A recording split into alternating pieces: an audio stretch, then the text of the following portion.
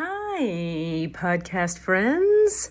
Would you like to help all the answers become very, very deeply, profoundly popular? You can do two very simple things for us today to make us incredibly fancy in the eyes of the world.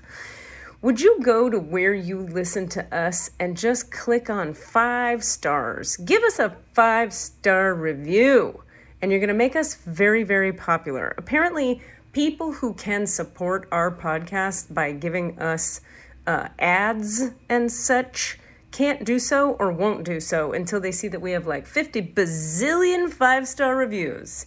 So go to your local place that you're listening to our podcast and give us 5 stars. You don't even have to write words with your brain and hands. You just click the 5 stars. How easy is that? Also, check out patreon.com and search All the Answers podcast. And there you can donate funds in small chunks that then will make you famous on the podcast. We have 3 different tiers of support. You can either get a shout out on the podcast regularly. You can come on the podcast. You can ask a question where you won't have to be on the podcast, but your question gets answered on live air on the podcast, or various other gifts that we will give you for donating to us and helping us keep bringing you fantastic, sassy, irreverent, spiritually aware content. We love you. Patreon.com, All the Answers podcast, and please give us that 5-star review today. It'll take you 36 seconds. We love you. Welcome to that spiritual, actual, factual answers to questions you ask, and you find them inside you, recite you, reciting the records of cash. We laughing, we drafting the passion to vary. It's time for that comedy, dramedy, all of the fanciest, catchiest acronyms. Listeners, listen, we traveling, consciousness always unraveling. The reading you're having is mapping you back to your natural habitat. Abracadabra, it's magicless, passing it. To top it off, the host, all the classiest. Now, what were you asking for? All of the answers, what? All the answers. I just want to tell the world what a wonderful person you are, Cassidy, for being here at stupid o'clock. This is how he's like, maybe I'll say words or maybe I'll just be grunting. I don't know. I'm going to be a velociraptor today for our podcast. You can be like, so what did you do this week? Can I share something with you? No. Okay. I'm This is going to I'm going to do bad improv today. I'm just going to say no. Nope. That's not true. I also didn't have a cat. That's not a flower. That's a cheese grater. I got an email from a client who's a student in one of my classes who thanked me for my firm, loving guidance. I had to kind of like really hold her feet to the fire to help her understand a concept. Mm-hmm. And I have codependent fear around my own personality and how I have this ability in that 8 way to be like, wait, the voices in your head are fucking with you. I'm going to speak sternly with you right now because you're trying to fuck yourself over and I'm not having it. And so I like have people's back, but in a way that can be very intense. Mm-hmm. So I always have my codependent afterburn. I'm sure have we talked about afterburn on here? I think a little bit, maybe. It's different than afterbirth, but... And it's different than razor burn. Right, which are all 2 dynamically different things. Really different stuff. Afterburn in the Al-Anon world is when you set a boundary with someone or you are very clear with your communication and then you feel guilt or shame after. Mm-hmm. And you're like, I shouldn't have been so, when really you were just caring for yourself. But it feels so scary for us to have boundaries and be clear that we just fucking don't do it because we want to avoid afterburn. So just want to say 100%, I understand exactly what you're talking about. My heart did a little like when you were describing it. Just like, yeah. Oh, I know. Exactly. Even just talking about it, right? Yeah. So I have this thing where, particularly when I'm channeling, you guys have all heard me do this a lot. The spirit doesn't have fucking codependency. Spirit is like, here's the deal. And when you send that energy through this filter called Katie Rubin that also is here's the dealie, you get a lot of directness. Anyway, I tend to have some afterburn after class sometimes when I know somebody's really struggling with their ego and I'm holding the line for the spirit, you know? Because I am under no delusion that I'm like free of my ego. There's no being, okay, that's a whole topic. We'll talk about it later.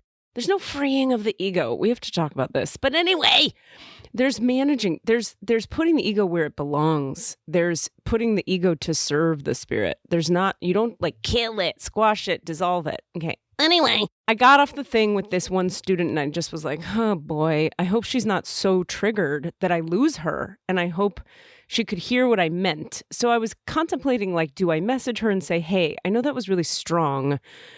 I hope the message was clear and it wasn't too strong. But I didn't. I waited because that's also my Al-Anon training is they go, when you codependently want to call somebody back and apologize, sit with it for a day.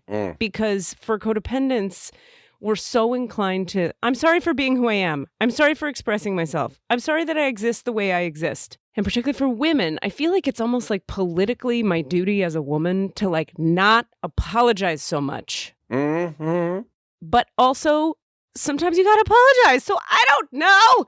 Anyway, I didn't do it with her. And she just emailed me this morning saying, I did exactly the homework you told me to do. I was in a ton of resistance. It fully changed everything. I'm so grateful for your firm, loving support. I can be really resistant and I do it in this manipulative, sweet girl way. Because that's another one that's real intense is when people are nice, they get away with being real fucked up for a long time. And they think I'm going to be like backing off of my spiritual point that they could change their life. They could change their life if they do the spiritual thing. Or I could let them be nicely manipulative of me. I'm not gonna do it. So anyway, she acknowledged that. And I was so, I just was crying before we got on and touched by it because it's hard for me too. It's hard for all of us. Everything's hard. Yeah. That's the lesson. Everything's hard. Yeah, it is. What? You know what? Everybody give up. Stop doing your work. Quit it's impossible. Now. Fuck everything. Oh, that's so interesting. That is what I was feeling last night. I hadn't been doing the sort of nightly, I have not for months. I haven't done the like nightly, whatever it is. Masturbation? That's it. No, the dump. I have to take my nightly dump. No, the sort of audio journal exercise of like, you know, burning off all the stress before going into sleep. Yeah. You know, which was something you and they gave me. Right. Okay. And I, you know, because I was having a lot of trouble sleeping in the past and blah, blah, blah, blah, blah, blah. Anyway, hadn't been doing it. And then in the last like 2 weeks, it's been nutty up here. Just sleep, crazy dreams. I can't remember them, but like exhausting dreams. Waking up every hour or hour and a half from dreams. The other night, I literally did this 4 times. No. Like, and I don't even, like, the dreams weren't scary. They were just like, they were relentless. They had a relentlessness to them. And I was like, what the fuck is going on? Anyway, talk about that. But last night, I was like, I need to sleep tonight because I need to wake up in the morning. Don't be a lazy ass. And it was me holding my own feet to my own fire. Finally, after months, I was like, I have a tool. How about I use that fucking tool? I relate. But what was coming out was a lot of like, I don't want to fucking do this anymore. Not this, but like life shit. Yeah. Oh, yeah. Like, just fuck it. You know what? I don't want to care anymore. That was the thing. I don't want to care anymore. Fuck yeah, I'm with you. I'm tired of worrying about politics and injustice and fucking. I was just so like, it was like, you know, it was compassion fatigue, I guess is the thing I was feeling. Right. Friends, a lot of friends are going through some hard shit and just rough times, just rough energy, emotional times. I'm trying to like fucking show up for them. And I'm like, and I am, but I'm also like, I don't want to help people anymore. I'm tired of it. Yes, but wait, because this is so big, Cass. This is so big. This stuff where we think we don't get to have that feeling because it's, in your case, like that's like so antithetical to who you identify as, right? Like you shouldn't ever. This morning, I'll give you an example just to make this point of how important it is. I'm so glad you're sharing this because people need to hear this. I woke up with the feeling of I'm done living. Now, I wasn't like suicidal, like I'm not going to get out of bed. Let's be clear on that because I know exactly what you're talking about. I'm done living and I have no desire to kill. This is not suicidal ideation. It's not suicidal ideation. It's like suicidation. I just was like, my nervous system was like, no, I'm not doing this anymore. This is too fucking much. And so what I know is the best thing for that is to go into it and get through it. But what we try to do instead is we go away from it. Oh, I'm going to ignore that voice. I'll just drag my ass out of bed. It's like, what if you could transmute it? And so I've been lately on this real EFT kick. Have we talked about EFT on here? Oh, yeah. We did last time, in fact. Okay. I have no memory anymore at all. The tapping is really helping me with stuff like that. Anything I have resistance around, I'm doing this whole protocol around my relationship with emotional eating and food and all of it. But I'm just like getting such good results. This morning, so I'm tapping, even though I don't want to fucking live. I deeply, completely love and accept myself. Even though I fucking refuse to live fuck life, I deeply, completely love and accept. So it's like, if you learn these protocols, I'm saying this for the listener now, there's a way to have every feeling you're having because they all can be felt through to the other side of them. But we do need tools. Like Cassidy's saying, he has a tool. He didn't, but it's like, do we use the tool? And here's the coolest thing. You can use the tools on the fact that you don't want to use the tools. Exactly. Right? Exactly. Even though I don't want to fucking tap right now, I deeply, completely, and then all of a sudden you want to tap. Yeah. Because it works. I'll say, yeah, the EFT thing has been a really powerful tool at different points in my life that I've also shared with other people and helped. Just people, if you want to just do the simplest version, just Google EFT basic recipe. Yeah. That's the easiest sort of starter kit. Yeah. What that's called, EFT basic recipe. And it's just the simplest starter kit version. Yeah, like one time I had a friend who was having full on like panic attacks in her life and she lived alone and she was just like, she couldn't even, it was a couldn't even situation. And she was having major panic. And one time she called me and I came over and she was still in it. And she was like I just can't, like it was, and I was just like trying to be there for her. And I ended up teaching her the basic recipe, which she was fucking resistant. Like, I can't do a thing. Wait, you know? Yeah. And I taught it to her there and I kind of got her to calm down that time. And then in the future, she was just like, yeah, that. And it wasn't even like, it wasn't that the tapping for her, she was like, I don't even know if it, quote, is working in the energetic pathways sense. All right. She was just like, it was a thing I could do that then told me that calmed me down. And I know there's a finite difference in that and it's kind of what they say, actually, what I've read about EFT is like, you don't have to believe it. You don't have to believe it works. Just do it. And that's kind of freeing to be like, you don't have to buy into it because it convinces itself in a sense. Of course. You just do the thing and you're like, well, it works. So 100%. Believe is irrelevant. Yeah, belief is irrelevant. I always say that too about spirituality. Like, you don't have to believe there's a divine light flowing through you. Just open your heart right now. Watch. And we're just going to do stuff. And if things happen, great.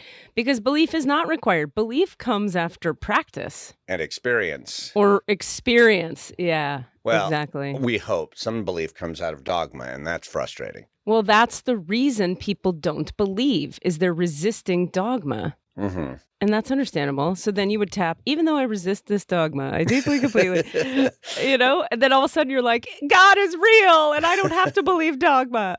Speaking of God is real and I don't have to believe dogma, our guest today, I just want to, there's so much I could say about how fucking awesome she is. But what I want to set up before she comes on, because I actually want to, it's very relevant to a lot of what you and I have talked about. Yeah.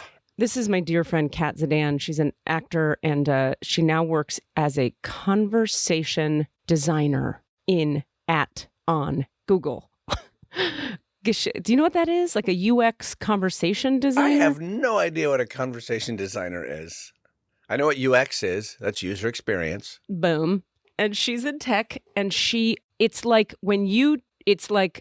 oh my God, she'll have to say these words better than I am. But when you say to Google, hey, or Siri, hey Siri, call this restaurant. Oh my God, Siri just turned on. Of course she did. You know why? Sorry, Siri. Because Siri's like, bitch, I ain't Google. Don't get it twisted. Cat doesn't work for me. That's right.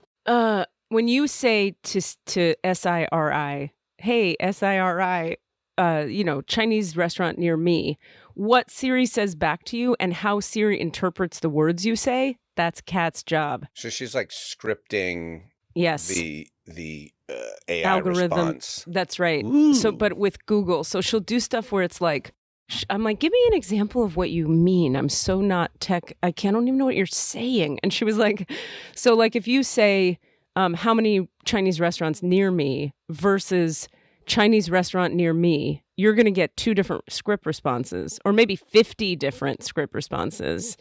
And we write all of that. Can you isn't that, I mean, I don't, when you think about it, my mind goes like, what? That's a job? But then you go, well, what did you think? There's just mice in the internet, like making shit happen?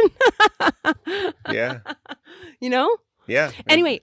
How does it interpret either what we type or what we say? Yeah. Exactly. So then I was thinking about, so that's what Kat does for work. But my point about what I'm just in love with about Kat is she is the walking, talking example of this thing that we've talked about on here a few times about people who call themselves an atheist, who are the most spiritual people I know. Oh, yeah. I would never have thought that about her, just knowing how she walks in the world. Right?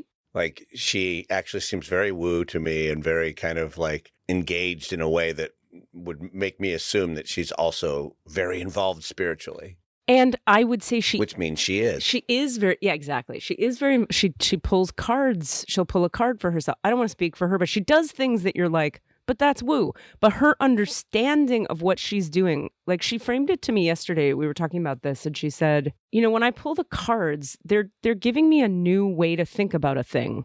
And I appreciate new ways of thinking about things.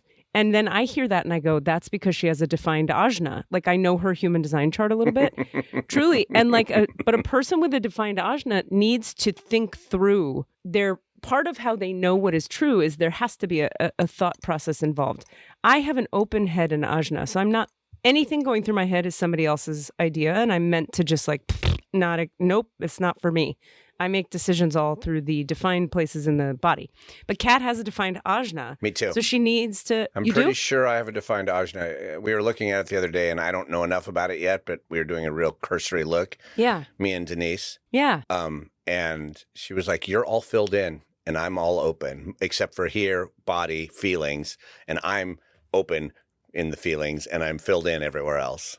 Okay, get this. I'm finally doing the training to be an actual analyst person. It's going to take a long fucking time. But I know so much more now. Will you send me yours and Denise's again, your charts? Because I want to look at them and just be like, oh, I know this now and I can share this with you. And this might be helpful. Yes. If you want that, of course. Yeah.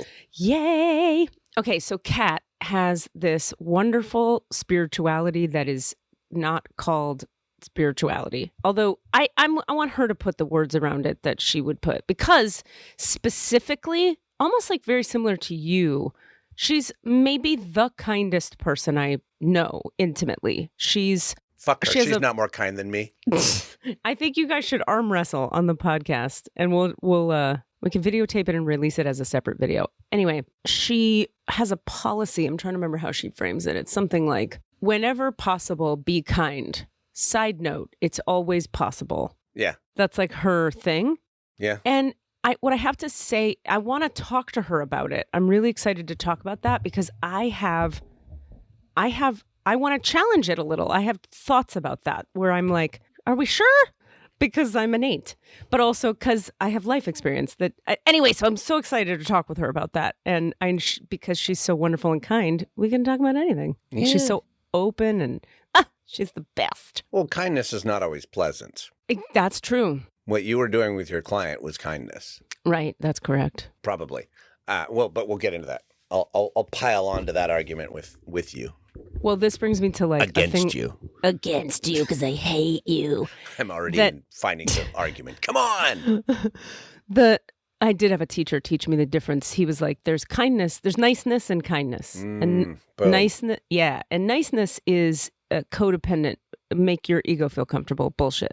Kindness is truth-telling and love and care. And it can either be nurturing and soft or direct and strong, depending on what is required in the moment. Is that sort of where you were going with that? Mm-hmm. Yeah. Yeah. How did you learn that? That's a really important lesson. Where'd you get that one? I feel like that's a more recent growth lesson. I don't think I have a hard and fast, here's how I learned it. It's just something I've come to understand.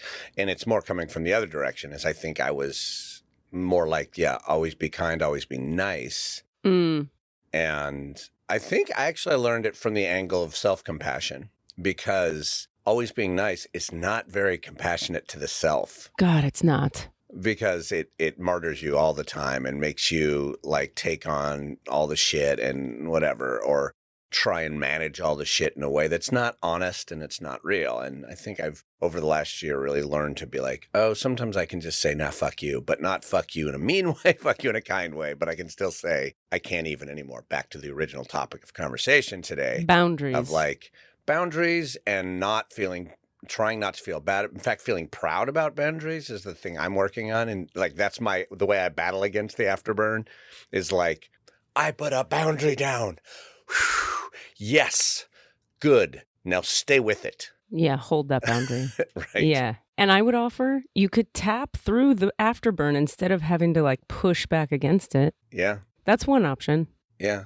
Yeah. Tapping is the thing I should start doing again every night. It would help with the sleeping. Oh, God. Yeah. I don't know what's been going on, Katie. It's been weird last 2-3 weeks. Just waking up every hour and a half. Lots of nonstop dreams. Just weird. Constant, exhaustingly constant dreams. Cassidy, let's have you tap. Let's tap it. We'll do a tap it out, bro. Let's tap it out, baby. Yeah, I should just be tapping it out every night, and then I'd be asleep like a baby. Hey, tap your dick. Are there EFT points on your dick?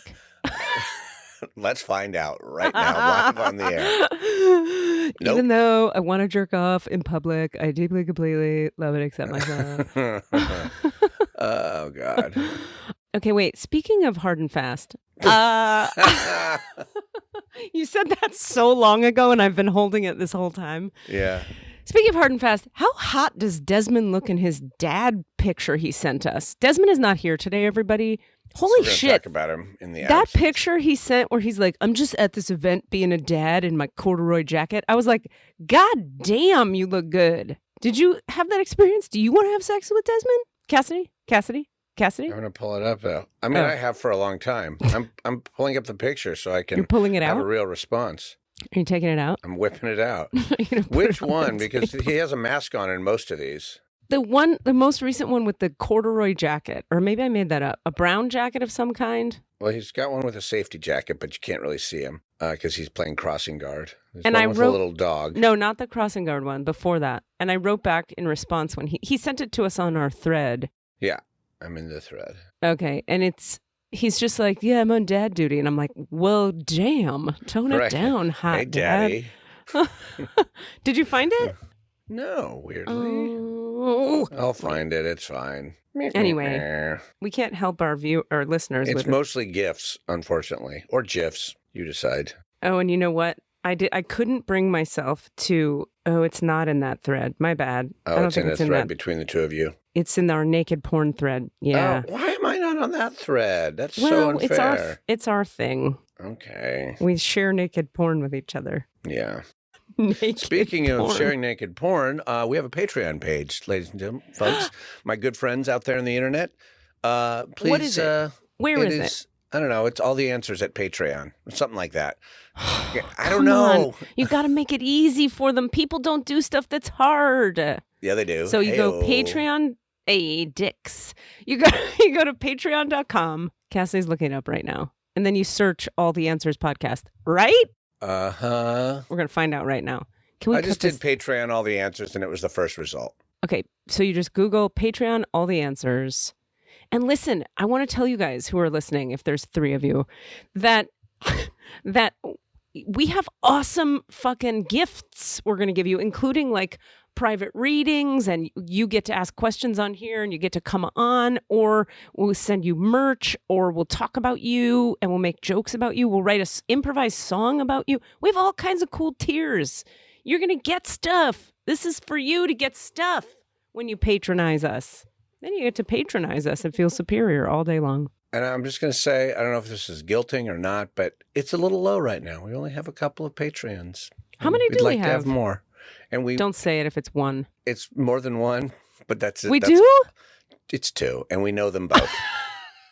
But who cares? We have 2? We only had 1 before. 2, and they're both, we know them both is all I'm saying. I'm so proud of us. Listen, can we celebrate another thing? We have to, listen, people listening and Cassidy who never is looking at me anymore.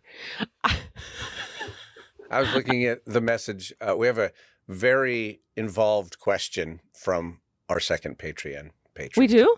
Yeah. Oh. So we'll table that for not now because we don't have time because we have Kat's a guest going to be here in a sec. Yeah. But I want to know what it is. Well, you should go sign into your Patreon page, Katie. Before we do this, we're celebrating. We have twice as many Patreons now. We doubled our patrons. That's for real. That's the thing to celebrate. Number 2, I have a team of humans. You know this already, but the listeners don't. Passing out a total of 1,500 postcards, because in my mind it's 1992, all over Manhattan and Beacon, New York, that say on the front, like funny stuff, ? Like spiritual stuff, ? See other side of this postcard. And it's all black and the words are white. And you flip it over and it says, best podcast ever. And then there's a QR code. So we're being mysterious and we're not saying our name. And it's a mystery. And we're going to lure people in with mystery and intrigue. What do you think about that? Great. And we were talking about this. This is maybe a little inside base, but we were talking about that we didn't have an option for the non-QR, for the failed QR option. Right. Make a bit.ly of a site, and then you won't know what you're going for. You can type it in. Oh, that's a good idea. Yeah, and then just type in the bit.ly. That's a good idea. Yeah. That's a good idea. That'll be the next round. Like I told the next round, yeah. Yeah. I have another 1,000 of them that just got printed without the bit.ly. I'm like gonna do this until it's fucking. Until it happens. Yes. I am so weirdly. You're like a relentless rom-com. Rom-com? Well, like in rom-coms, the old mode that we're trying to get rid of because we're like, that's a stalker. That's not romantic. That idea of like the relentless, the guy who just won't stop. He's like, but I love her. I'm gonna get her. Damn it! If it kills me, I'm gonna get a bigger bit.ly. Okay, here's my question about that. That's such a funny point. You're right. I am a rom-com stalker from the 90s about our podcast. My thing about that is sometimes in life that works. It doesn't mean it doesn't work. But isn't that interesting? I just want to talk about it for a second because sometimes if a man is relentless with you, you should call the police. Other times, if a man is relentless with you and you're a straight female identifying person who dates men, over time they do wear you down, and in a good way because your walls are up and it's not a toxic thing. Right. But like, how the fuck do you know? Well, what if we say don't be relentless, be present. Persistent, but not scary. Persistently present, but don't be like, come on, baby. Come on. You know you want it. Yeah, that's the problem. Bend over. Is any framing we give something, someone can misinterpret and say, oh, that's how I'll do it. And you're like, no, but you are a creep. Like people used to say to me like, oh, you're not sexually harassing me. You can say those things. But I'm like, that's great. And privately between you and me, we can make that agreement. But let's not make that a public statement because then people will look at me and go, see, he says those things. That means I can say those things. Because what you're talking about is intention and energy. Like who you are is a guy trust and created boundaries of trust. Yeah. Right. I remember we've talked about this on here. You helped me understand once that very concept in real time. I was making some kind of stupid, insane, over-the-top, sexually inappropriate, dick jokey something in rehearsal at SF Playhouse, let's just say it. And and there were like interns in the room and stuff. I wish I could remember what it wasn't. Oh, right. And I was like, it's fine when we have that trust between us, but the people witnessing it don't understand that framework. Right. These 20-year-olds in the room, they don't know our history. They don't know that we're safe to do that. Now you're just teaching them to be creepy, Katie. And I was like, right. Ooh, good point. I wish I could remember what I was saying. Yeah. That's my thing in general about anybody who has any kind of public framework is like, you can say like, people are free to take it however they want. I put these things out and I know what I mean, but we have to. And intent is very important, but you know what's also very important? Impact. Oh, 100%. And if regardless of your intended impact, if your impact is something else, you got to look at that and say like, maybe I'm going to do it differently, or that's right. I'm going to not do it differently, but I better fucking own that and say, yeah, I know I'm hurting you and I'm going to keep doing it. Well, that was like when we had Steve. By the way, Steve Spar's name is actually Steve Spar, he told me. Yeah, I heard him say it, and I didn't do a call correct on the moment, but I heard him say Steve Spar, and I was like, I'm so sad to learn that because it's such a fun name, Spar. And my whole life of knowing him, I've been saying Spar in my head and making fun time jokes. Now it's just spar, like a verb. We're just fighting. We're sparring. Anyway, Steve Spar, like in our episode with him, where at the end I was like, Cass, I'm sorry that if you felt that way, because I probably was big too.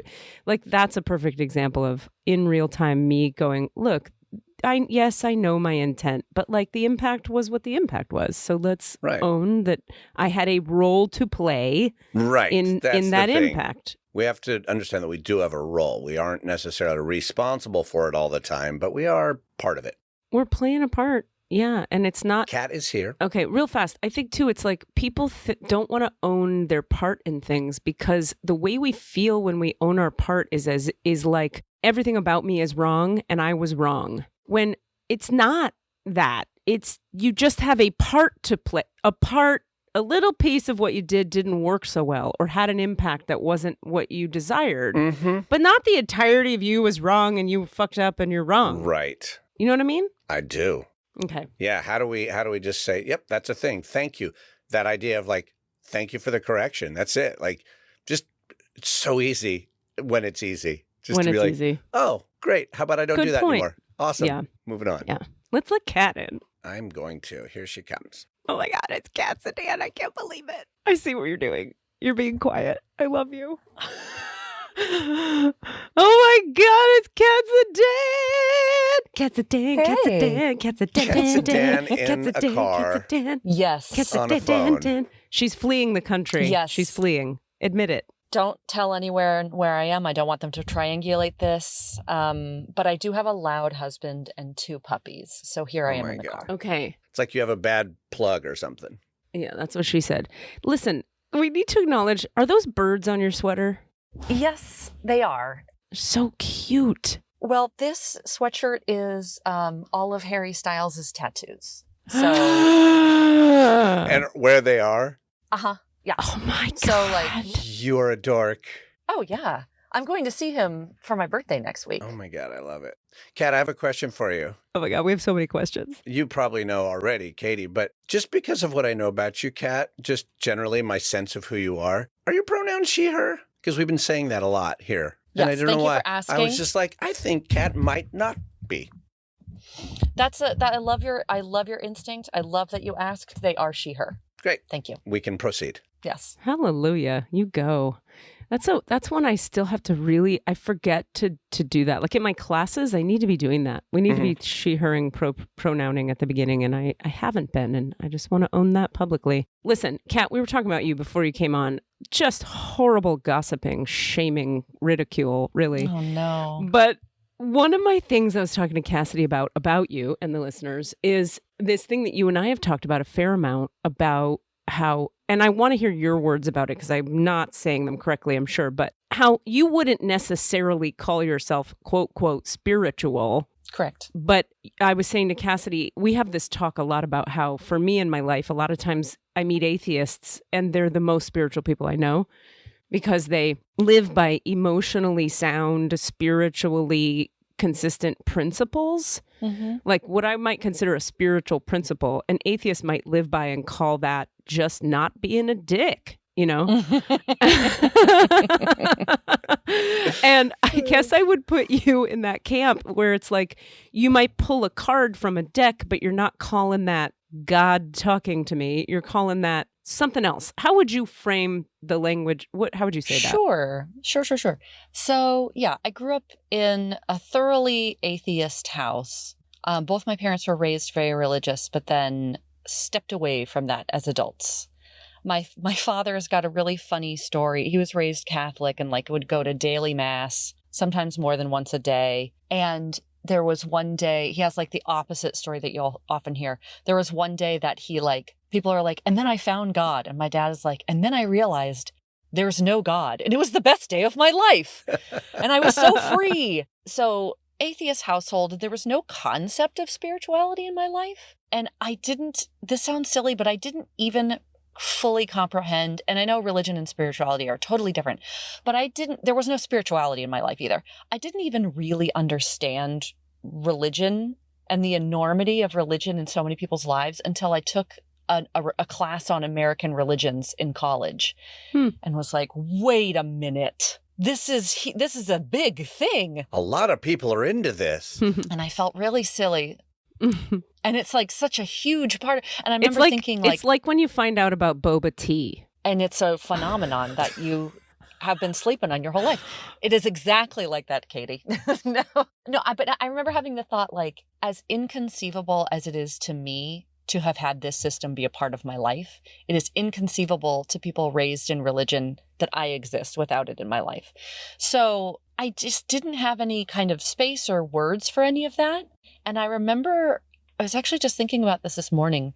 The first experience that I had that I would call spiritual was in high school. And I was a part of this nonprofit called The Body Positive, which still exists. They're amazing. And they exist to combat body hatred and eating disorders. And they work with teenage girls. And when I was a teenager, I went to the support group and then I became a facilitator for the support group. And when I was a facilitator, we had like a weekend retreat at the at the Zen Center in Whitaker. And I remember being in the room with all these teenage girls and then all these women who were like talking us through, and they gave us a slideshow of like the depiction of the divine feminine in art throughout. It was like an art history lecture. But I remember there being so much warm energy in the room. And I remember feeling like, oh, what is this intangible thing that I feel like I could touch? And that's the first time I ever had that kind of an experience where I was like, there is a phenomenon happening here that I don't have words for, and it feels really profound. And so, where am I going with this? I've had a lot of experiences like that in my life, but I think instead of, what do I do with it? Instead of being like, oh, this is a holy moment, or I guess I'll be like, well, I suppose this is what people mean when they say this is a holy moment. And I'm fine with not having answers. Funny that I'm on the All the Answers podcast. I'm fine with things not having answers. I'm fine with things being outside of my ability to explain them. And I feel like trying to ascribe it either to, for example, like science and be like, it was because of the oxytocin and the, whatever that was, or, oh, it was God speaking to me. I feel like both of those are explanations that I just kind of don't need. Really fast. I'm so sorry to cut you off, but that right there, in healing school, they try to teach us how to do that. That's called, in my world, living in the mystery, living in the unknown, which is spiritual. Like, from my perspective, like, they teach us that, like, anytime we're, like, it's Buddhist even. You could look at the Buddhist thing of any attachment we have to an outcome or an answer is an attempt to control the mystery of reality. And I like to say that the mystery of reality has something to do with the divine feminine, because that's my personal experience. So you, Kat, are someone who you just said, I live in the mystery of the unknown. I live in the divine feminine flow, and I'm not defining it or trying to me, that is you are my spiritual teacher. That's why we hang out. And I just have this job called that because I need it more than you. Because you already did it. You mastered it. So it's like when people go like, I'm not a tennis pro, because they fucking teach people to play tennis. They already mastered tennis, so now they're just doing tennis. But that's a terrible metaphor. You get my point. I do. I get your point. Isn't that amazing? That's what I'm saying, that these people who don't identify are doing it. They're already doing it. Isn't that incredible? Nobody thinks that it's incredible except for me. No, I do. I do. Okay, I was just louder about it. Sorry, I was nodding, but I realized this is an audio podcast, so the nodding was totally irrelevant. Okay, so anyway, you were saying, Kat, good. So when I pull a tarot card, or I do a spread or a reading, there are two things that I am engaging with that feel meaningful to me and valuable to me in that moment. One is I'm engaging with my intuition, and I am letting these images and these words tap into what I know in a way that's not like, in a way that frees me from being too analytical, too in my head about it, because I have a tendency to second guess myself, to overthink things perhaps. And when I'm using these tools, it kind of frees me from that, where it's more playful. It's more, in the moment and in a flow. And then also I like to think of tarot cards and all of these things as a thinking tool, as a way to frame the problem I'm thinking about. So, and through intuition and a different lens, I often come to wisdom or knowledge or a realization that I find incredibly helpful and useful. That's what I feel like a lot of spiritual practices are. They're a practice, so it's something that you return to, and I feel really strongly about practices. I think about riding, because I ride horses, I think of that as a practice. Anything, for humans, it takes us so many repetitions of an action to be able to notice what we're doing and learn from what we're doing. So I think of so many spiritual practices as, that practice of returning to something and learning and using as a lens. Anything else that's happening behind the scenes or whatever, cool. I don't know. I don't need there to be anything more there, but I'm also not going to fight anyone that there's not anything more there. I love you. I just love the shit out of you. I'm done.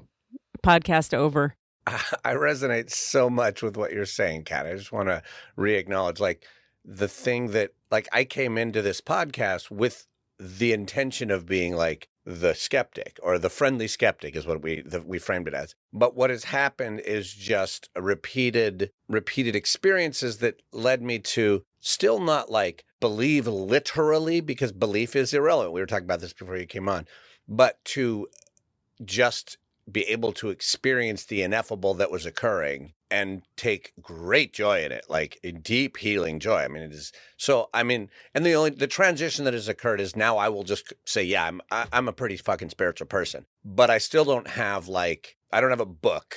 I don't have a list of principles. I don't have a school I went to or anything like that. And that is not casting shade on any of those ideas, but that's just but I have learned to love the ineffable, to live in the mystery and watch it happen in very specific, systematic ways with Katie, because there's a lot of systems in place to frame the light and the love and the spirit and the God and all that stuff. You have systems in place to help to kind of frame it and channel it so that it's a presentable and seeable package for those of us. That sounds like marketing, but but my experience is still just that was awesome. Yeah. I mean, that's all that matters, right? I'm not a proselytizer who wants people. This is when I went to Sufi school, that thing rocked me to the core, changed my life entirely. And I came out of there doing that same type of healing with clients because it rocked me so much. I thought people should have this, right?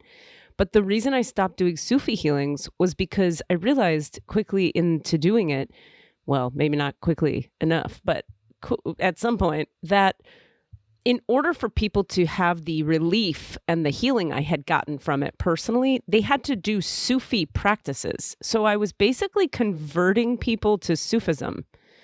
And I was really uncomfortable with that because I don't believe in proselytizing or saying this is the way.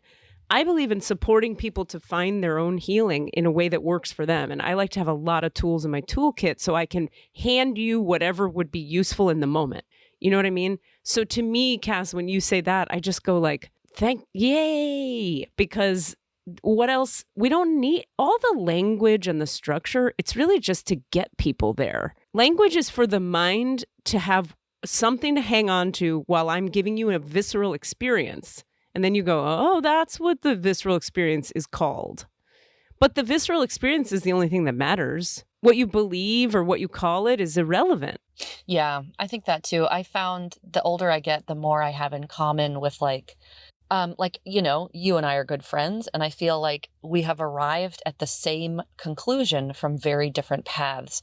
I have another friend from when I was a child, and we lost touch for many years. And we every once in a while we get in touch, and she is deeply Christian, went on missions for years and lived in third world countries and built churches, extremely Christian.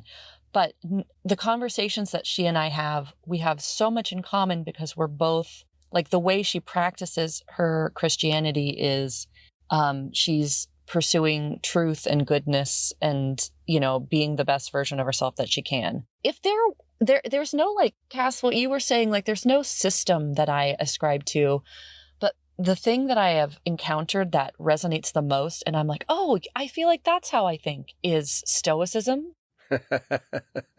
Which is funny, and some people get very confused by it. Like an ancient Greek philosophy. Yeah, and also because I'm an extraordinarily emotional person. But it's not, it's not stoic in like don't show your feelings. It's stoicism in terms of like like what's happening is what's happening, and I can't change what's happening. I can only change my relationship to what's happening and center myself. And my husband and I joke, like we went through so much adversity in such a short amount of time, like deaths in the family, miscarriage, injury, my house burned down, all this stuff, that we joked that the like our motto is get zen or get fucked. Like if you don't, this shit's happening. If you don't get on board, find some acceptance, find some zen around it, you're just going to be miserable. Couldn't we also call that cognitive behavioral therapy? Sure. Isn't that interesting though, that the idea that like, so you're calling it stoicism, and it is, and what you're describing to me sounds like what a CBT therapist would teach you to do, and a Zen Buddhist would say. Right.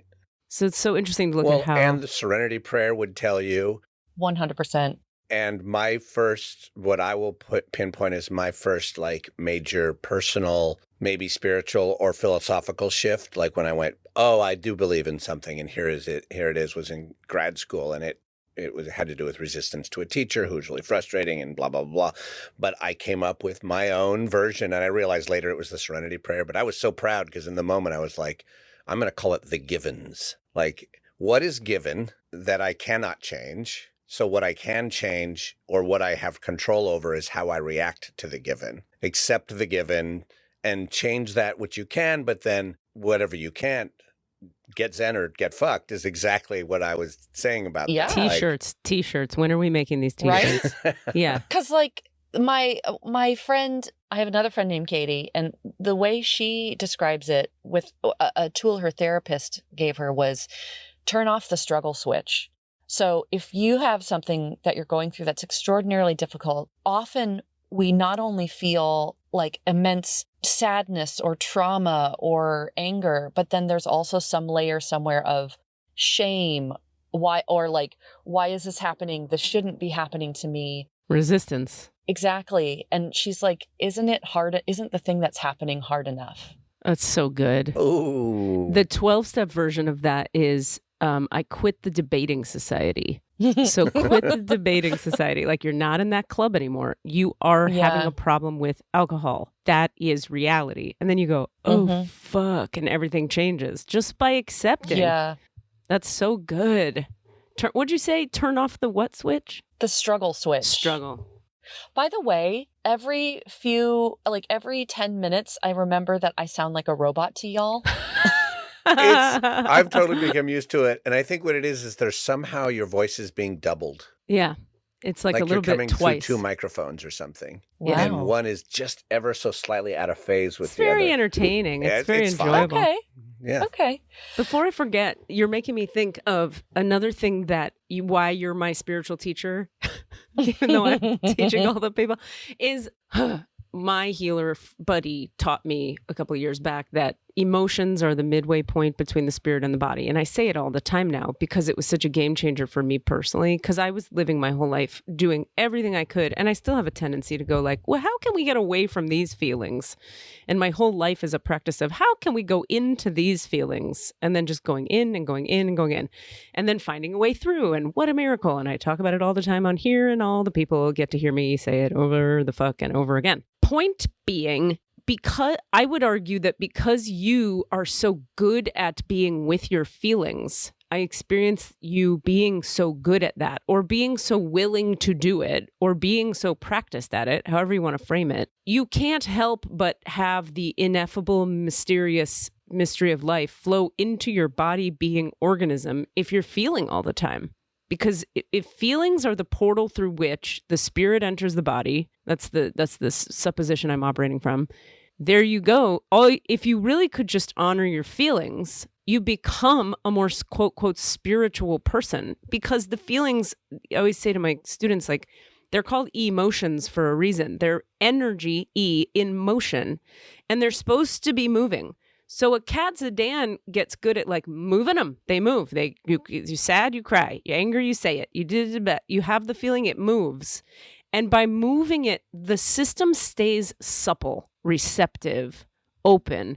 Don't you find that when you don't have the feeling and you squash the feeling and you push the feeling down, now the system becomes rigid and non-receptive? Yeah. Well, part of it is that I kind of I've never had a choice. I've just always been so emotional and been so poor at hiding my emotions. So it's like I had to get good at it. But also, one of the things I realized after my mom died and I was just having a really hard time emotionally was I was like, okay, if something hard happens and I go into a spiral of, oh God, this happened. And what does this mean? And what does this mean for the future? And how does this play out there?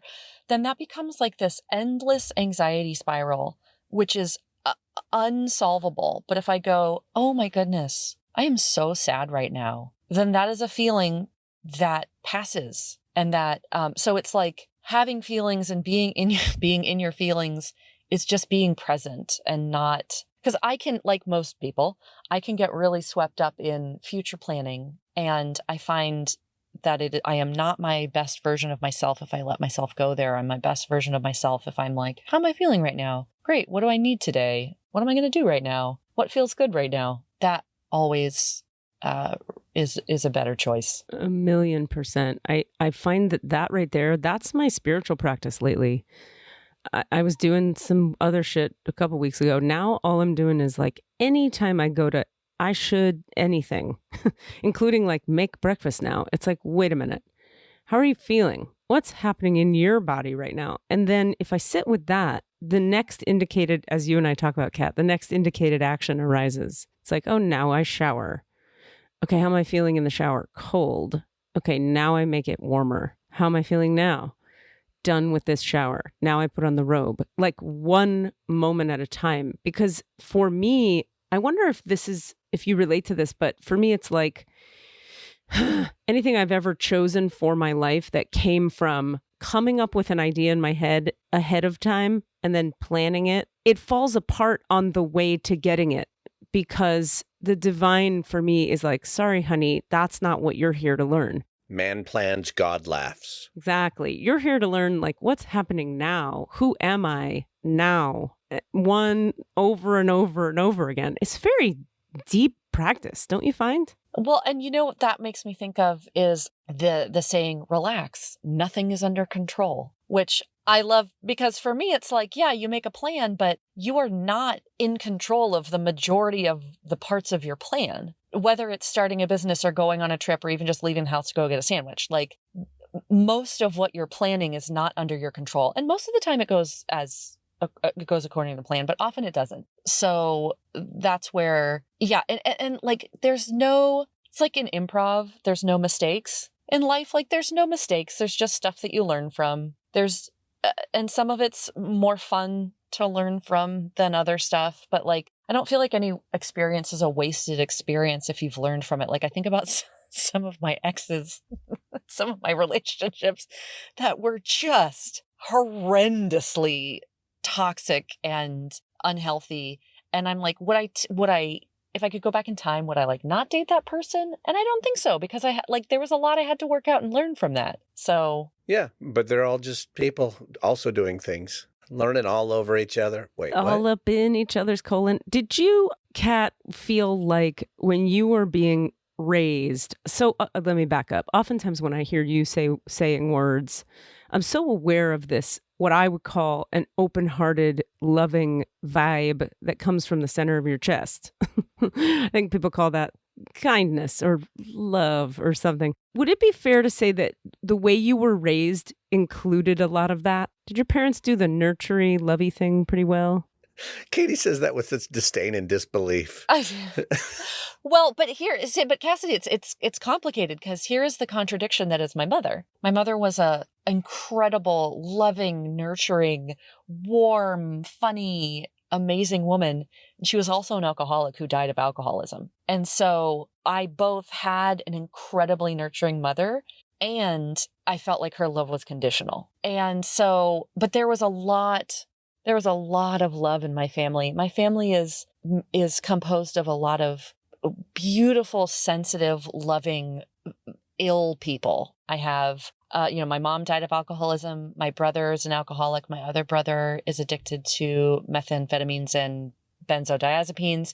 And my dad is very ill with his codependency. So, and everyone is sensitive and dear and sweet. And when I was a kid, there was like, I think I wonder about this though, because for me, for so much of my life, I had, and my friends all thought this too, I had this like perfect family where everybody wanted to come to my house because it was chill and loving, and my mom cooked amazing meals, and I had cool older brothers. And then as an adult, it has just completely fallen apart. Like my family is so broken, even though we love each other very much.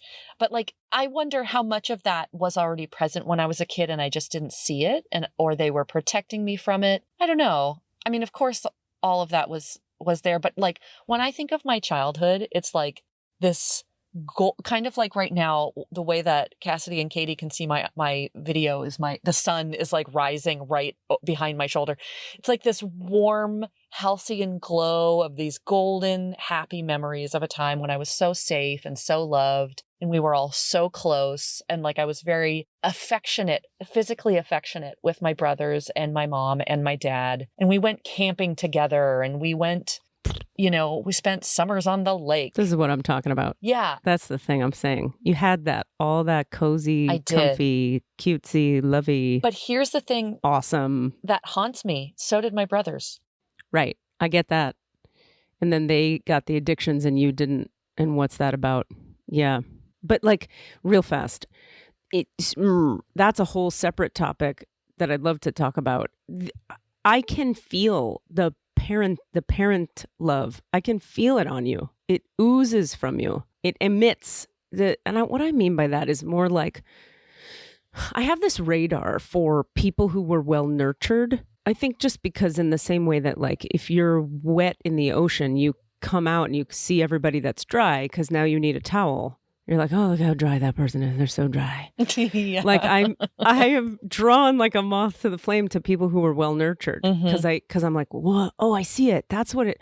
Look what that is. It creates that. That's what you get when you had that. Look at that. I want that towel. Yeah. So, but then to your point, how interesting it is to look at what that does and doesn't do depending on the human receiving it. Yeah, and also that. It's so confusing to me as well because my mom was such a stubborn, strong person, and she fought her illness for so long and was so functional for so long until she really wasn't. And so for those last like 10 years of her life, all of a sudden this mom I had disappeared, and instead I had this awful, toxic person in my life. And I feel like, so it's interesting because and then it wasn't until after she died that I became aware of like, oh my God, her love was conditional in some ways. And it's like the inner child that was suffering just hung out and stayed hidden until I was like ready to deal with it as an adult. But I felt none of that when I was a kid. Zero. Yeah, like, so how much of that, the question might be like, how much of that was a defensive protective strategy your psyche came up with? And how much of it was like, nope, I just took the love and that's all I needed to take? I think it's the second. That's incredible. I think it's the latter. Yeah. That's incredible. But it means now I have a lot of processing to do. And I have really complicated feelings about my family. Well, there's a cognitive dissonance you're living with of like, but that's not what it was, but it also was. And how do I blend those two ideas? And I can understand that being a struggle, even though it's like you didn't technically suffer back when you were a child. But then you saw that it existed, and so now you have to, how do those two worlds, the cognitive dissonance must be really jarring. Because, so much of, not so much of what we are people who are trying to make sense of our story. And so it's a hard story to make sense of. And speaking of a guest you had on previously, Carvel, I was at dinner with Carvel one time and I was telling him, we had talked about how my childhood house burned down. And then we'd moved on in the conversation. It was like an hour later. And I was saying, I'm really struggling to understand my past and my relationship with my mother and my childhood. And is it what I remember or is it what I understand it to be now? And he just was quiet for a moment. And he said, Kat, when an author needs a literary device for a character to move on from the past, they use a fire. They burn a house down. Oh, yeah. So good. That's so good. And I just burst into tears. That's really good. Yeah. Okay, this may seem trite, but it's really, I'm kind of blown away right now. The episode of Outlander I was watching last night had a moment where the Scottish guy and the American girl are breaking up, and they break up at this Scottish ceremony where it's the burning of a stag. They burn a stag in the center of a something, and the breakup happens, and then and the stag lights on fire. And I remember thinking, right, what does fire symbolize? And then that was last night I was thinking about that, and then here you are, saying that. And so, but my question would be when he said that to you and you burst into tears, did the tears in that moment help you get did they integrate something? Did they answer a question? Did they heal something? I find that there are a few kinds of tears that I burst into. It's kind of like the Inuit have, however many words for snow. I feel like I need however many words for tears. So there's I'm so sad about this. And I need, and the cleansing tears. Let's move this emotion through my body. Let's be present with this and move this through my body. And then there are the tears that happen when there is something that is true that I realize. Mm-hmm. So sometimes when I'll be processing, I'll be talking with someone and I'll be like, I don't know what's going on with me. Maybe it's that, and I'm like, oh, okay, the thing I'm about to say is true because now I'm crying. Girl, we are the same. I love you so much. I love you so much. I haven't seen you in such a long time, but I'm like, oh God, I understand that's literally, you're speaking my exact words. Katie's watched it happen. Yeah. And that happens. I don't know about y'all, but for me also, there's something really magical that happens the first time I do a read through of a script, like a table read of a script, is that I haven't planned anything. I don't know what's coming. We're doing a cold read of this thing all together. And when something is true, it just moves me. Mm-hmm. And then, of course, the whole practice of acting is getting back to that once you've memorized the lines and everything, It's no longer a surprise, but it still has to be true. Yeah. But so there's the tears of oh God, this is a true thing. And I don't know what those tears are doing other than being a neon sign for me. It's not that they're moving something in that moment. It's oh, this is a true thing that I need to unpack. And maybe later I'll have those. Maybe it's just the heart opening. The heart opens. Whenever when truth is spoken, the heart opens and then the tears fall. Yeah. And I've also done the happy tears thing. And that is just pure heart opening as well. Happy tears often happen to me in a moment when I am so delighted by something that I feel like a child in that, or happy tears will happen when somebody does something so kind for me that I just feel so loved that it makes me cry, or something is just so beautiful. I think about when I went to the Grand Canyon, I was I laughed, I cried, I had every emotion that exists. I was so overwhelmed. That was the Scottish Highlands for me. Yeah, right. Pull over, cry, just, I don't know. Here it is. Have we talked about how Scotland is my favorite place in the universe? What? Kat and I know each other from a long time ago, and we have not seen each other probably in forever, even though you're good friends with my upstairs neighbor. Right. But you're tripping out on how similar you guys are. Yeah, and how back when we were in each other's circles more, I was always like, that chick is so cool, but I don't know. But now I'm like, oh, there's so many lines of direct connection here that I'm just we gotta talk about. Let's do this. Some other time we gotta talk about Scotland. Okay, we'll talk about Scotland. We have lots of stories to talk about. We should talk about it now because I'm watching Outlander. And it takes place in Scotland. So this is a theme that's showing up for no reason. Now Scotland is where I had some spiritual epiphanies just about, again, ineffable. I can't describe exactly what they mean, but just that sense of oh, I am from here. in a way that was different than like, I am from here because some of my ancestors had sex and progeny. From your head, right.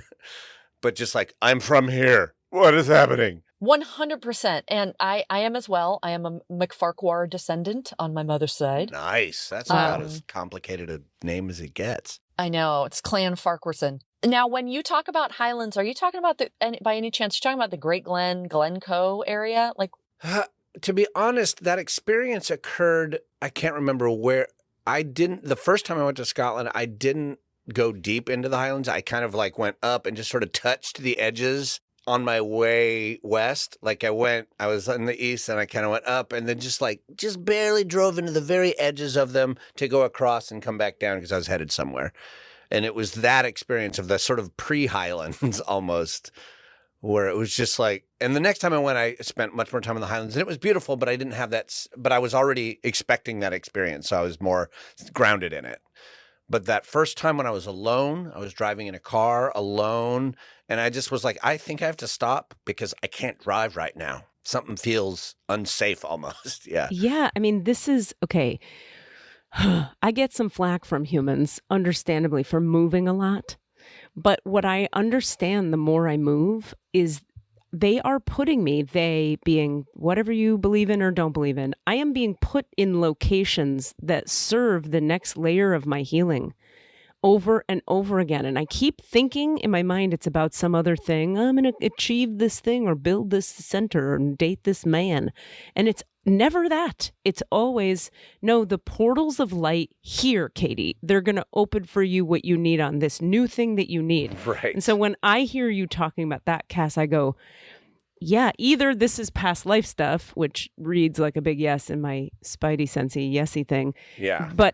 Or there's some portals of light there. And you could just frame that as being like some energies, some forests, whatever words you like, that activate something in you that opens the heart. Because back to what we were just talking about, everything you were talking about the different kinds of cry, Kat, they're all, when I listen to you, I go, yeah, your heart blows open in the middle of that. Yep, a heart blows open in the middle of that. And there's another place where the heart blows open.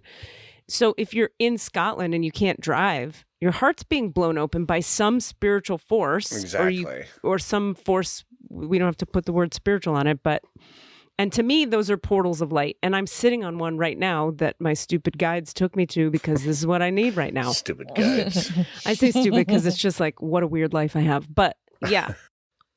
Are you researching something? Yeah, I'm just looking at Scotland just to sort of see the general area of where I'm talking about to see if I can get any insight. But I don't know if I can. I got you. And I am deeply fascinated. Like, no joke. I know it might seem silly or small, but the fact that I happen to be watching a show right now where every night I spend many hours, I watch a lot of episodes in Scotland, and you guys are both, here you are. I mean, that's the kind of shit that is, we are on something relevant. Mm-hmm. It's relevant. And it's a place where the first time, I've been there 4 times. My husband's been there 5 times. And the first time he went to Edinburgh, he was like, oh, I love this place. I belong here. Like from the second he stepped out of the cab. And I've been to Edinburgh 4 times, and twice we have done 2-week-long road trips in the Highlands. So I spent a month road tripping around the Highlands.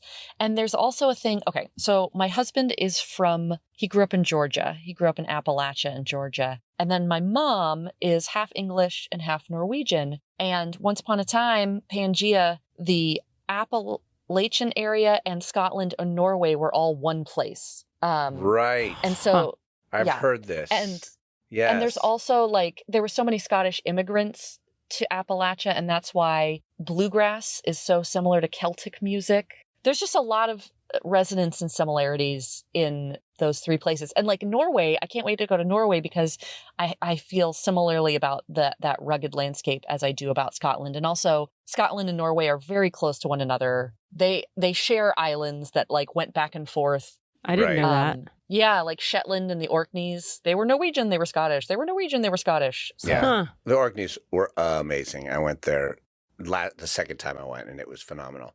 Just to finish that thought, in fact, one of the areas that I did drive through that was punching me in the heart multiple times was I came down through the sort of roughly the Glencoe area. So there is definitely. I defy anyone to drive through Glencoe and not have like a major profound moment. Yeah. It's unbelievable. And the thing that's so cool is the name Glencoe is so ancient, nobody knows what it means. Okay, when I lived in Oakland, where you both live right now, the first place I left to move to was in Benicia called Glen Cove. That place you came and hiked with me, Kat, that was Glen Cove. That was the name of that neighborhood. That's so funny. Amazing. They don't know what it means? Glen. Well, they know what Glen means, but C-O-E. They don't know what it means. Okay. I guess we'll have to live in the mystery of that and not know the answer and be in the divine feminine flow. Do you have more you want to research or say, Cass? No, that's all I want to say. Yeah, I would say, I don't know if we are planning to do any kind of recordy thing, but we should do it if we are. That's what I was waiting for. Do you, Kat, want to go into your records, or we can also I can keep asking you fun stuff about you? Let's go into the records. All right. Because, this is our loophole. Exactly. It's our loophole. Okay, I want to talk about this for the listeners because... So Kat and I are buddies, like dear friends. She's like become one of my favorite humans on this earth. And, humans go through things, and I regularly have the impulse with the humans I love to say like, well, I could do a reading for you, or I could do some healing on that with you. But Kat wisely, and we both wisely sort of are like, well, let's be careful not to get the friendship lines blurred with the healer lines, because, once you enter a healing dynamic with someone, the boundaries change, and it can get really, the boundaries are meant to change. Like when a healer person that is appropriate. You're supposed to sort of project your stuff onto them, and you're supposed to think they have answers that you need. And then the process of undoing that is part of the process. And then it's all for a reason, right? So if you and Kat and I talk about how like if we were to do that, then it would fuck up our equality thing we do as friends, and neither of us is willing to do that. But there are so many times where I'm like, what if I just open your records real quick and we just find out how to do that? And we're both like, we're not gonna do it. But now we're on a podcast. It's just a thing we're doing on the podcast. It's just a podcast. That's not a boundary thing. It's a part of the format. It's a format, exactly. And I do want to say, just for the listeners' understanding, like, it's interesting to me, there is a thing that can happen with like students and clients, and it has been happening for me, where there's this real love that develops between us, where I feel close to them and I feel like I'm their friend. But because we met in the context of you're paying me to help you, always there remains this kind of subtle, unspoken authority, where at the end of the day, I have to know just a little more than you know. Otherwise, you no longer need me. And for me, when they get to that point, I go, hallelujah, stop coming here. You no longer need me. But point being, the fact that they need me is built into the relationship so that it's actually kind of safe to let a friendship that stays within the boundaries of healer-client develop between two people where they started there. But if you start in the friend zone and shift into the other zone, it's totally different, because you almost necessarily, you could really lose something. Whereas in the other dynamic, you can only gain. Yeah, totally. And I feel like because I've taught for many, many, many years, and it's like, you can't be friends with a student. And like I had a student come to me once, or a high school student, and he was like, hey, Kat, we're friends. And I was like, no, we're not. And he was like, what are you talking about? He was kind of offended. I said, Trevor, we're not friends. I said, I go to my friends for like relationship advice. Can you imagine me coming to you for relationship advice? And his eyes got wide, and he was like, okay, you're right. We're not friends. Just because the dynamic isn't one of mutuality. Yeah. Yeah. Kat, what is your full legal name, the name that shows up on your driver's license? Yes, it is Catherine, Kathryn, Doris, which is Doris with an E on the end, Dorise, Zdan, Zdan. I love that you spelled my name to me. I know. No, I love it, because I just wanted to make sure. We're the two people who spell it that way. I know, it's great. Okay. All right. So I'll talk us through this short little meditation. I'm sure you heard it when you listened to the Carvel episode. And then you'll hear me say your name in the Akashic Records prayer. And then I'll let you know when the records are open, and we can see if you have any questions. And you can feel free to ask any question at all, specific. The more specific, the better. Oh, I forgot to make this joke earlier, Cass, but on the podcast, we've been very excited that I ordered a new chair because my chair makes such creaking noises that it's a nightmare for our sound designer who's not here today, Desmond McNeese, ladies and gentlemen. And I haven't put it together yet. So it's in this building, but we're going to creak. I'm sorry, Desmond, I'm sorry. Okay, and so we close our eyes and we begin the creaking.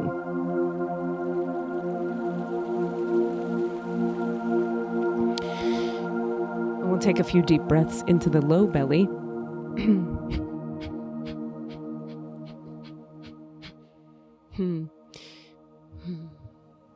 And as we inhale and exhale into the low belly, filling that low belly, allowing it to contract, we just consciously intend to come back into the center of the head. We take our mental attention to the center of the head, away from the forehead, away from the top, straight into the dead center of your full head, connecting ourselves to the pineal gland, breathing low in the belly. And we'll just consciously together, all three of us, just allow the whole midline of the body, from the bottom center of your spine up through the middle of you, to soften. The low belly, the center of your low belly just softens and opens a little bit. And the center of the solar plexus softens and opens a little bit. And the center of the heart chakra softens and opens. The throat, the center of the head, the top of the head, that whole central line just relaxes 1 degree further, just through our conscious intention. And we'll feel our feet flat on the ground. And we'll visualize a little spinning foot chakra at the bottom center of each foot. Little vortex of light, a little tornado of light, spinning open. And we'll just watch in our mind's eye as each of those little spinning foot chakras at the bottom center of our feet spins wider and wider and more open, until the entire surface area of the bottom of each foot is an open plane of energy, like an open window. And we'll just acknowledge together that open window at the bottom center of each foot, the full surface area of the bottom of each foot, being an open window, allows the electromagnetic field of your body to communicate more directly with the electromagnetic field of the earth. It creates more of an intimacy on the subtle realms, in the subtle levels of communication between the body and the earth.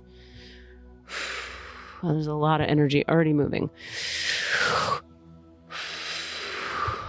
And as those connections occur more deeply, more intimately between the earth and ourselves, we'll just visualize some energetic tree roots extending through the open windows of the bottoms of our feet, so that 1,000 roots of light extend hundreds of miles into the planet below us. 500 through the open window of the left foot, and 500 through the open window of the right foot, just anchoring us to the here and now, anchoring the light body of you to the light body of this planet.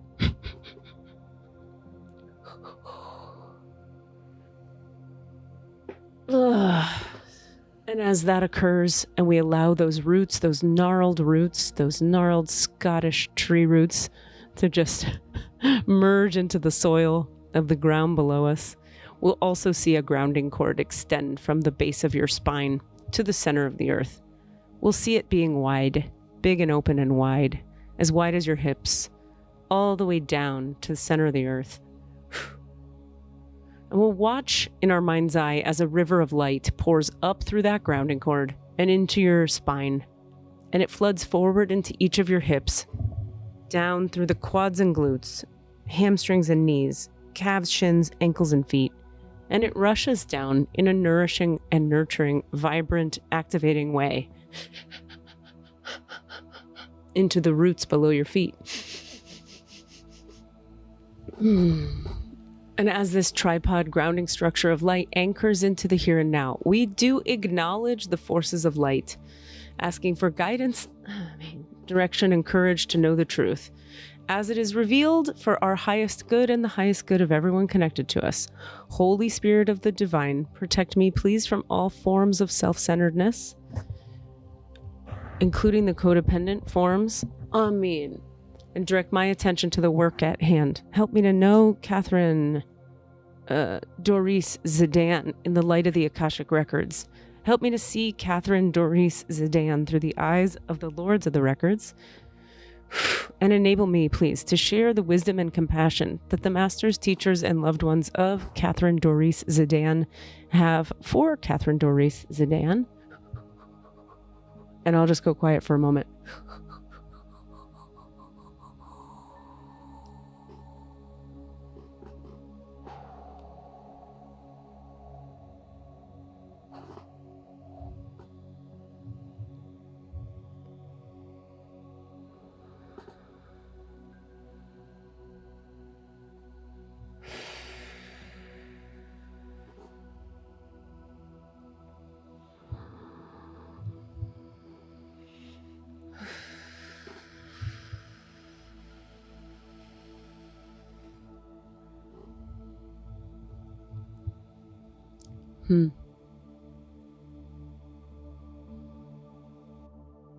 And as I expand into connection with the Akashic Records of Catherine Doris Zdan, I'm asking that the record keepers of her,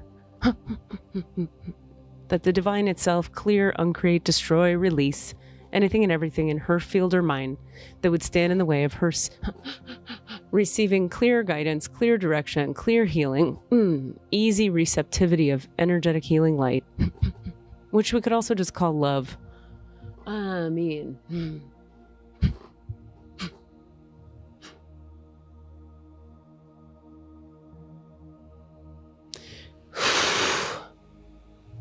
Okay.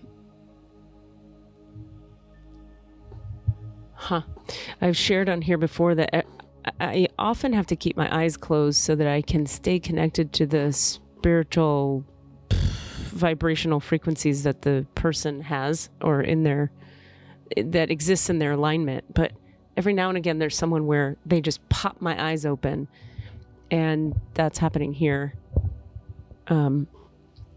So anyway, that's just interesting and of note to me. There's a real brightness. It reminds me a little bit of the brightness of, oh no, I'm going to forget our friend's name in Ashland, CASSIDY. What's our friend's name, the actress? Amy. In Ashland, Oregon. Amy. Oh, sorry, I'm muted. You're muted. What's her name? Are you there, Cass? It's Amy. Thank you. Amy, what's her last name? Thank you. Amy Lizardo. Are you okay, Cass? Yeah, I don't know what happened to my mouse, that's all. Okay. Amy Lizardo. Yeah. 1 second. Okay, well anyway, there's a bright vibrancy that's the only time I've felt it is similar to hers, to Amy Lizardo's energy. It's different. Hers had more shapow in it. Yours has more like, in it. Okay, that's all I got. Okay, so any questions? What would you like to take through? I'm going to weirdly stare at the ceiling with my eyes wide open. Let's talk about my health and my energy and my body. What's going on with that? Okay. Could you feel into right now the womb space? We're just going to bring a bunch of light there now.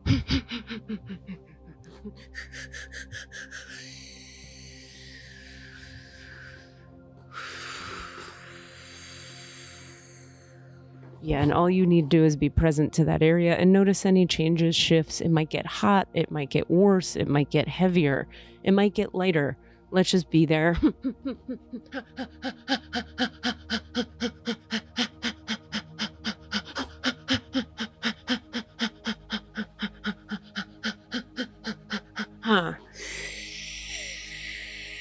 Oof.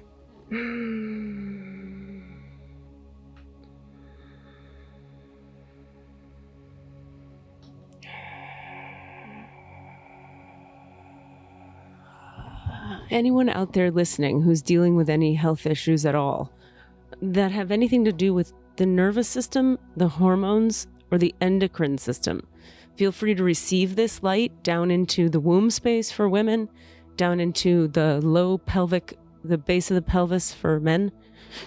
Give me a moment.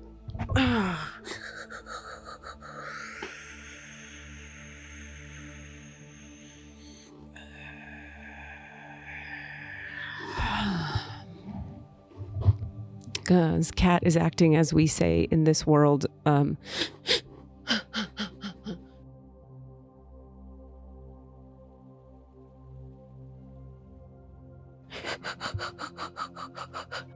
Cat is acting as a pole. Her being is acting as a pole of light for anyone with anything similar. So if you're listening and driving a car, you might want to pull over if you're sensitive. So Kat, could you tell me a little bit about what's happening in that area right now for you? On any, no wrong answers. Yeah. So when I first brought my attention there, it felt pretty empty and small. And as you were bringing energy there, I started to feel some kind of waves, and I got an image of a bowl filling up. With water, actually. Huh. Okay, cool. Okay. All right, let's see. Okay, is there more to do there? No. All right, let's pause there for a moment. Yeah, and I'm just listening for any information they have about that for us. Yeah. Well, this is a returning of aspects of the self. You have that watery, aren't you Scorpio? Yeah. Anyway, you have a watery nature, whether you attribute it to that or not, that is fluid and creative and sensitive and receptive and, I say, psychic. And there was a part of you that left during some of the traumas that refilled just now. Sometimes the light just needs to be there for a moment to facilitate, almost you could imagine it like a tunnel that opens through which the lost piece of self, the soul that needs retrieval, can travel. And so that was that. 1 second. And now let's feel for just a moment into the third chakra, the solar plexus area. Just noticing what's happening there.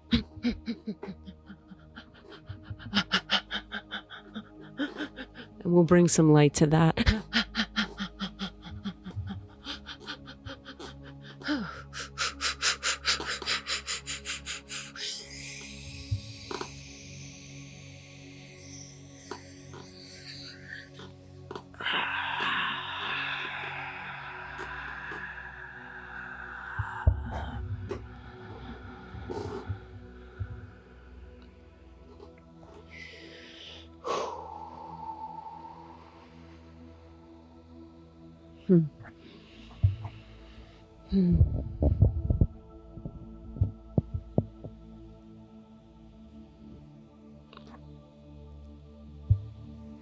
All right. And what are you aware of in that area at this moment? That feels very expansive, and it feels like a hot air balloon. There is warmth, and I feel like I am floating right now. And I have like an image of a sun that's somehow like air and fire. Air and fire in the solar plexus. Is that right? I feel like my whole center is the hot air balloon. Cool. Okay, great. Okay. Is there anything else there? No. Okay. What's next? Nothing. Okay. Heart, no. And so we're asking, I think I'm asking, and you tell me if this is welcome, Kat, is asking the divine to just like heal whatever the hell all of this shit is, so that there's no more symptoms, so that there's no more physical blah blah blah. Would that be fair? For the Yeah, for the listeners at home, I had 7 miscarriages and I did IVF, and that uncovered a thyroid disease, autoimmune disease, and I've been dealing with fatigue and weird symptoms that doctors are like, I don't know, everything seems fine. Right. But so yeah, I think just the healing. Yep. Was the autoimmune thing or the thyroid thing, was it there actually before the stuff, or did it happen because of the stuff? That's unclear.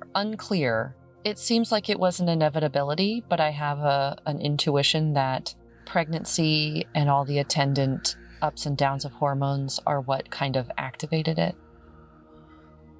So for whatever it's worth to you, that reads as a yes to me, so was it latent? I even get that it wasn't latent. It was not a thing until these processes, and then it became a thing. So now something's happening. Let me just see. Where shall we direct Kat's attention? Okay, could you, Kat, bring your attention to the brainstem now at the back of the neck?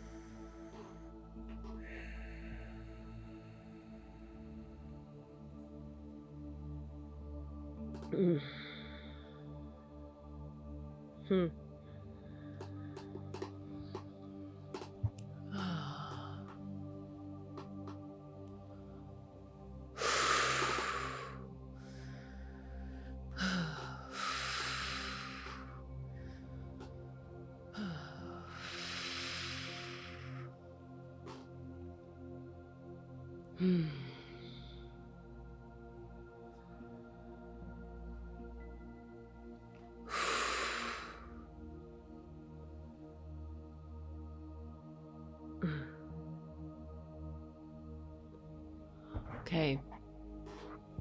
And what's happening in there now? This is so wild, Katie.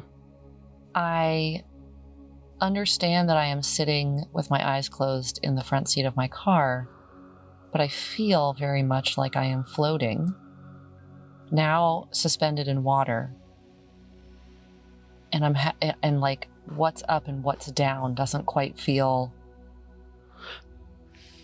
what I know it is if I open my eyes. I feel like I'm floating sideways. And I feel like I have a huge expanse, that the space inside of my head just like opened way up.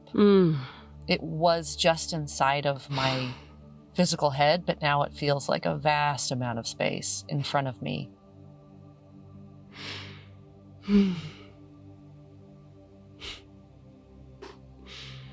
I'm just really touched by that. Just so moved by what this light can do. So good news, bad news, but it's actually just good news. You can expect, I can say with quite high levels of assurity, to experience a lot more magic soon. Weird, synchronistic, magical occurrences. Seeing through the veils of time and space. Knowing things you can't possibly know. Knowing who's calling before they call. Knowing what that other person is thinking. This has been... Goodness, there's a lot of energy. A clearing and an activation. Oftentimes with a clearing, organically there comes an awakening, an activation, an opening, a deepening into the true nature of the soul before us. You are a soul that lives partly here and partly beyond here. And part of the role you play, or you're meant to play in this life, is you speak wisdom to people who can't see what's in the worlds beyond. They can't quite get a hold of wisdom, but you can. And that's because wisdom comes from another realm, another soul level dimensional space that you live floating in all the time. You are steeped in this realm, this light, this understanding, this watery river of truth. This today will have activated more of that, if you can believe it.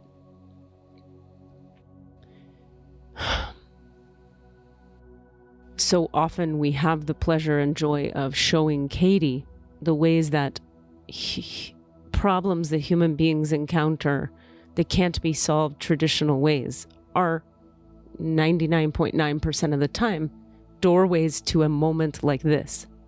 Doorways to an activation of something that the collective requires of you as an individual, that consciousness itself requires of you as an individual. Another way to frame this is you came in this lifetime agreeing to be awakened to this degree so that you could be a vehicle of knowing. This is for you, a vehicle of knowing for the people. Expect as you go forward that people will say things to you, and even more so than you've had already in your life, they'll say, I this and I that, and I don't know. And you'll say, well, probably I wonder about this. And it'll shatter them open. And you'll be coming from direct love and direct awareness of what is. Our prayer for you, begging of you, hope for you, is that what you will allow to occur is that you know what you know without knowing how you know it. You're going to have so much awareness and you're not going to know where it's coming from. And so the mind will second guess, but you're going to know what you know without knowing how you know it. And this is pure, boom, intuitive, insightful awareness. This is the knowing of all knowing. So something that will help you when people ask you things and they go, what do I do about, or should I call the you can, for your own sake and for their sake, that is to say, to bypass the self-doubt, you could say, I don't know how I know this, and I don't know what this is, but here's what I'm getting. Like, I get the sense that bibbity boo. Now, take that with a grain of salt, because I have no idea how I know that or what this is. Between us and you right now, that is your purely delivered, direct Gnostic awareness of truth. Gnosticism being the visceral understanding of divine truth without need of cognitive interruption or participation. Gnosis happens in the body being.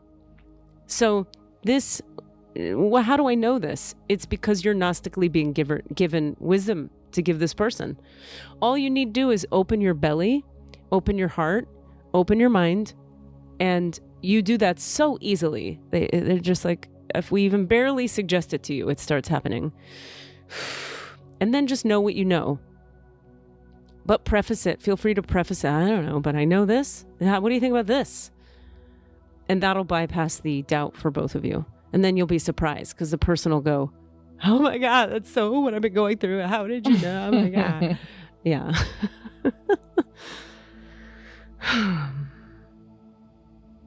And they're kind of educating me right now. I'm just listening in. They're educating me about,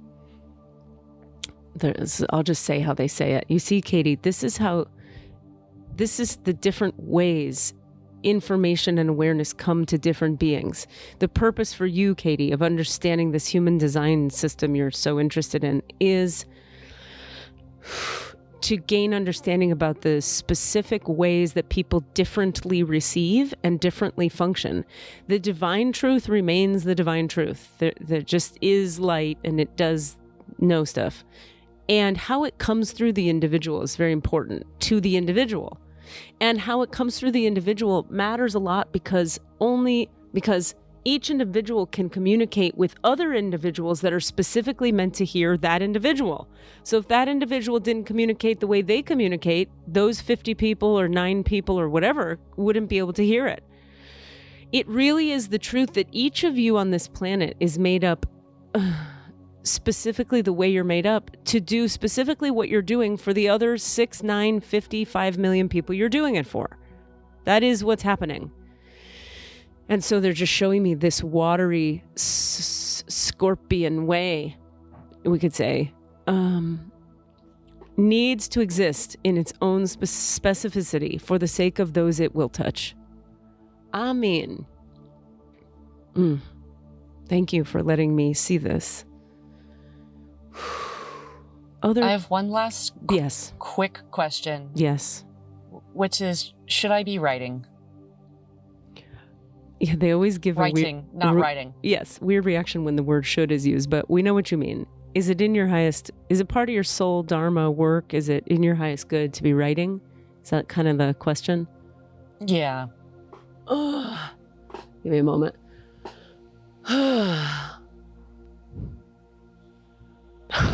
Well, and there you are. Perfect example of what you already know without knowing how you know it. And yet the resistance at the back, this is a brainstem level resistance. That has something to do with your relationship to creativity and leaving acting and just all of that is figuring itself out in your psyche.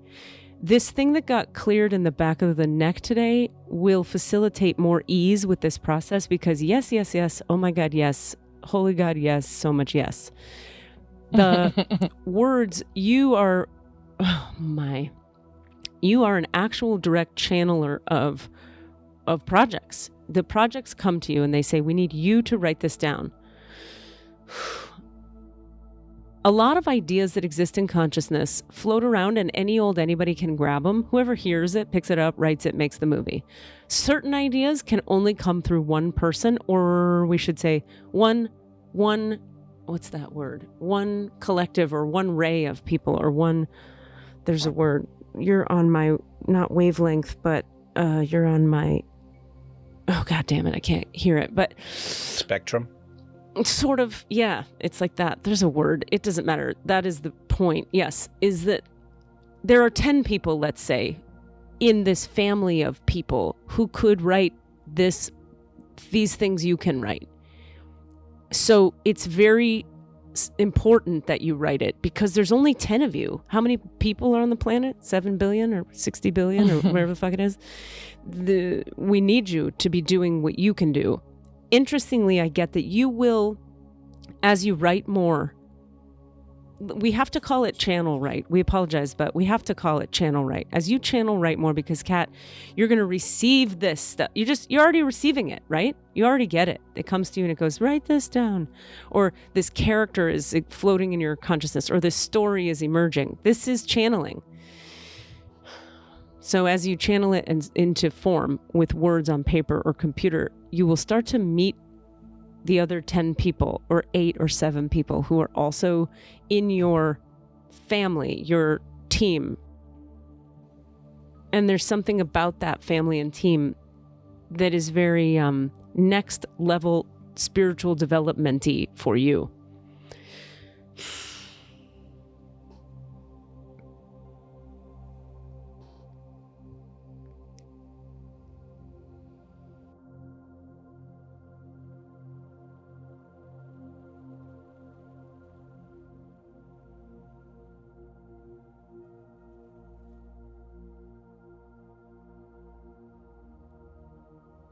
Kat, oh my God. Oh my God. Thank you. Oh my God. What a treat and a delight. And I'm honored to get to experience you this way and to see this. We can talk more offline about the healing piece of the physical stuff. I can kind of follow up with some info, but all of this had to happen according to what I see and what I perceive and what's happening here. This all had to happen for you to have this activation, awakeness, awareness. It has all been in divine flow, order, plan. Okay, I want to thank the masters, teachers, and loved ones for their love and compassion, the lords of the records for their point of view, and the Holy Spirit of light for all knowledge and healing. I ask that you return all of Catherine Doris Zdan's energy to herself.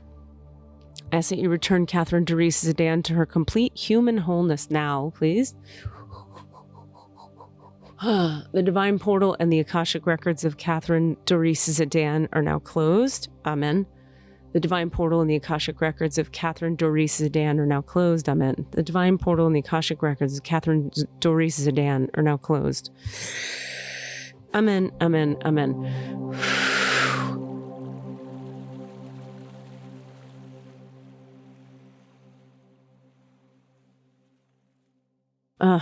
Ashhadu an la ilaha illallah, ashhadu anna Muhammad abduhu wa rasulullah. Oh my God, I could talk for another 2 hours. I have so much to say. Alhamdulillah. Thank you, God. We will talk. We'll talk. Okay. Oh my God, thank you for coming on. We love you so much. That was incredible. Have a great day. Both. Oh my God. Kat, let's get together because this is ridiculous. Yes, please. I'd love that. We live in the same place, so. I know. Yeah. I'm so jealous that you guys get to hang out. Yeah. Well. You get a squeezle kiss to say goodbye. We'll get it. That was amazing. Squeezy. Thank you so much, Kat. That was incredible. Katie, do your work. Kat, everybody, do your work. We love you. Okay. Bye, love guys. You guys. I'll be in touch. Bye. Okay. Hanging up is hard to do. What are you asking for? All of the answers? Say what? All of the answers? Yeah, all the answers. Hey guys, thanks for listening. We'd love to hear from you. Please email us with your questions so that we have questions to answer in the Akashic Records. Our email address is allanswerspod@gmail.com. That's allanswerspod@gmail.com. And if you'd like to find us on Facebook or Twitter, it's @allanswerspod, @allanswerspod. Thank you. We're gonna edit this in later. We'll add this in later. Our guest today is in witness relocation, and so we have disguised her voice with an audio vocoder so that she cannot be located. So if you're in judgment of her for sounding that way, you're judging a victim and you're a bad person. Now you should judge yourself. Well, this sweatshirt is all of Harry Styles' tattoos. Mixed and edited by Desmond McNeese for We Mixed It, LLC. Go to whatsoundsawesome.com.